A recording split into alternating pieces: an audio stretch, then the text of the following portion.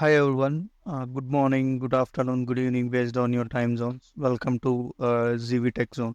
Today in this video, we are going to learn a simple Apex trick where like converting a set of string into a string. Like there is a traditional approach where we'll be iterating through the for loop for every string, and we'll declare a string at the top, and for every string we'll iterate through that for loop and we'll add it to the basic string that we have declared. But in Apex, there are some out-of-box methods through which we can achieve this. Like there are four ways to do this. Let's see ways one by one. First way is using string.volume method.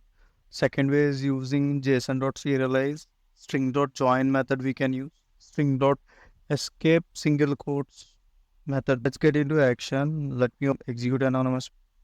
First method is using a join method. To the join method, we are passing a new list of string. To that list of string, we are trying to pass the set of string, and the delimiter we are giving it as comma. If we print this on line number 4, we'll be getting GV comma tech comma zone. The second way is using we'll try to serialize the set of string, and we are once the set of string is serialized, we are removing the opening square brace and removing the end square brace. Same in the third way, we are converting the set of string into doing string dot value of which convert the set of string into string, and we are removing using remove dot start method, and the end curly brace as well using remove dot end method. And same the fourth way is using string dot escape single quotes, and in that escape single quotes method we are converting the mm, name set into string dot value of following the same remove dot start and remove dot end. Let's see this output of this. Okay, we